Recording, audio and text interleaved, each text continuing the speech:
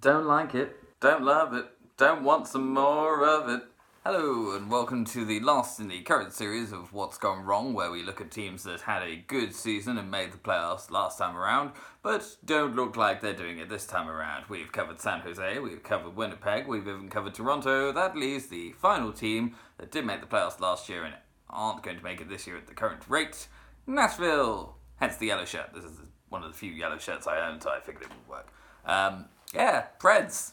Who would have thought that a team that, made the Stanley Cup final in 2017 and just made the playoffs the 2 years since are now currently last in the Central Division.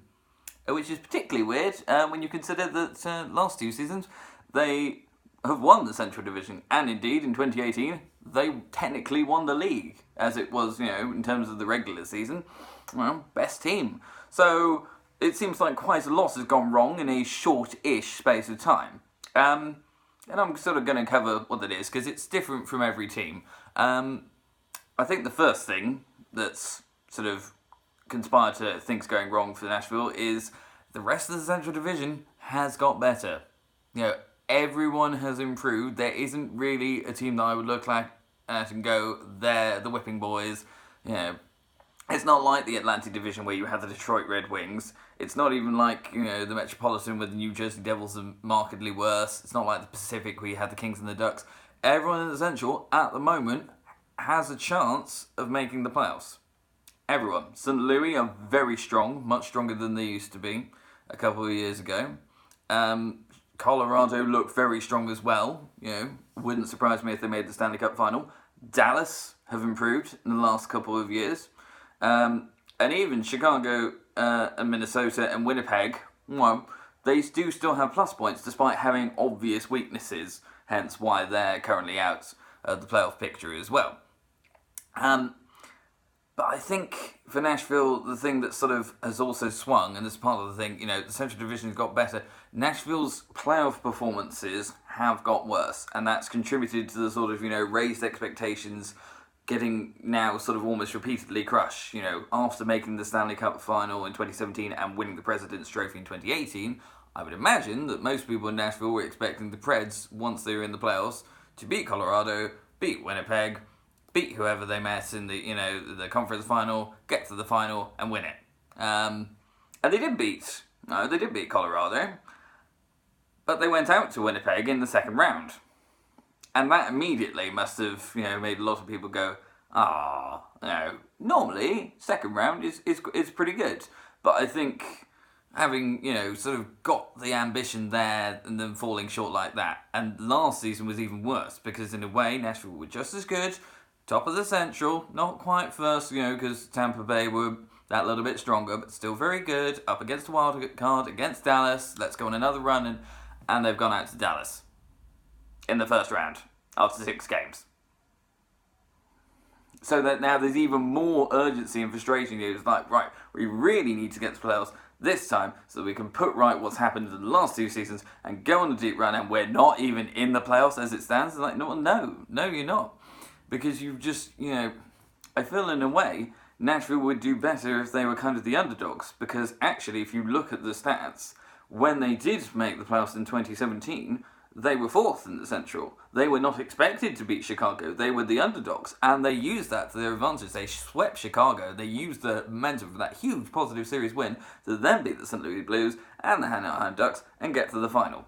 I feel like, in a way, Nashville can use the current situation, if they want to their advantage to go, right, no one is expecting us to make the playoffs because we're last in the Central. Let's use that to our advantage and actually prove people wrong.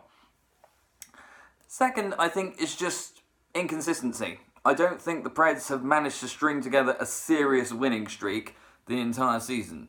And even under the new coach, because they swapped coaches sort of halfway through, John Hines, I think the current record is 3-4. For every win, for every sort of boost, there's a setback.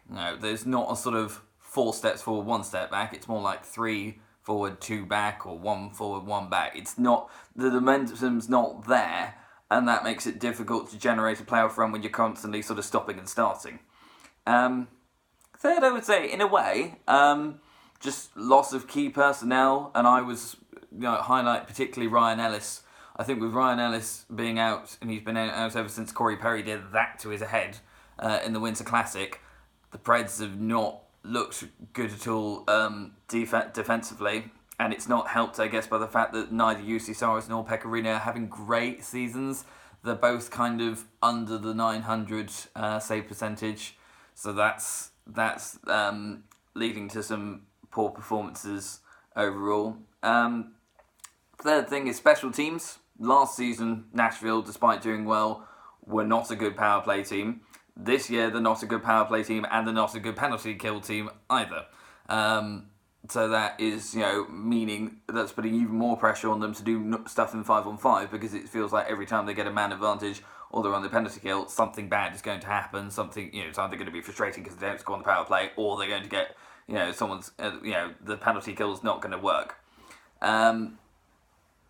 And I guess if I'm going to pick another thing, fourthly, I just feel like not playing to their potential, maybe. I'm not saying that there's not effort, but I do think there's definitely some players underperforming. I'm used, and I've seen the Nashville Predators live, lucky enough to go and see them live when they played at Tampa.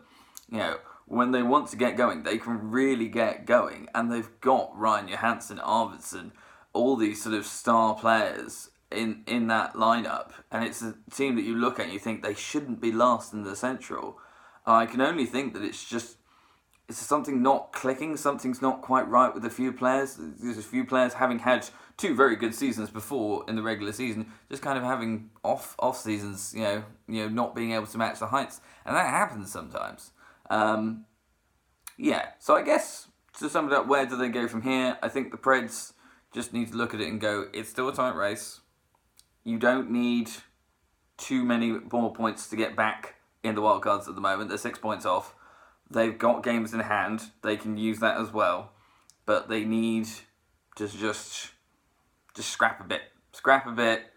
And don't let the other team take the initiative, because I feel like that's been happening in a few games. Certainly from what I watched when they played Toronto a couple of nights ago, they let Toronto take control of that game, and they,